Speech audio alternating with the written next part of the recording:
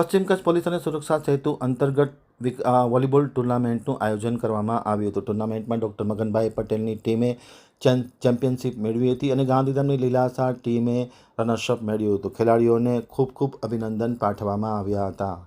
પશ્ચિમ કચ્છ જિલ્લા રમતગમત અને સામાજિક સુમેળને પ્રોત્સાહિત કરવાના ઉમદા હેતુ સાથે 22મી માર્ચ રવિવારના રોજ પોલીસ હેડક્વાર્ટર ભુજ ખાતે પોલીસ અધિક્ષક વિકાસ સુંડા તેમજ ડીવાયએસપી ક્રિશ્ચનના માર્ગદર્શન હેઠળ પશ્ચિમ કચ્છ પોલીસ અને સુરક્ષા સેતુ અંતર્ગત કચ્છ ઓપન આમંત્રિત શૂટિંગ વોલીબોલ ટુર્નામેન્ટનું આયોજન કરવામાં આવ્યું હતું। આ ટુર્નામેન્ટમાં કુલ મળીને 18 પ્રતિભાશાળી ટીમોએ ઉત્સાહભેર ભાગ લીધો હતો, જેમાં જીઈબી ડૉક્ટર મગનભાઈ પટેલની ટીમે શાનદાર પ્રદર્શન કરીને ચેમ્પિયનશિપનો તાજ હાંસલ કર્યો હતો। ત્યારે તાળીઓના ગડગડાટથી ડૉક્ટર મગનભાઈ પટેલ અને તેની ટીમને વધાવી લેવામાં આવ્યા હતા।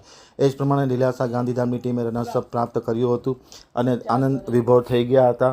ખાસ કરીને ગાંધીધામની ટીમે રનર્સઅપ મેળવ્યું હતું। વ્યક્તિગત પ્રદર્શનના આધારે ખેલાડીઓનું વિશેષ સન્માન કરવામાં હતું।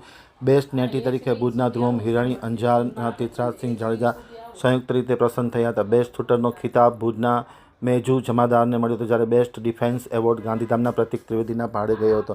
ટુર્નામેન્ટનું આયોજન રાજેશ રાતડા, એએસઆઈ રાજેશ પટેલ, નરેન્દ્રસિંહ ઝાલા, કલ્પેશસિંહ જાડેજા સહિતના લોકોએ કર્યું હતું।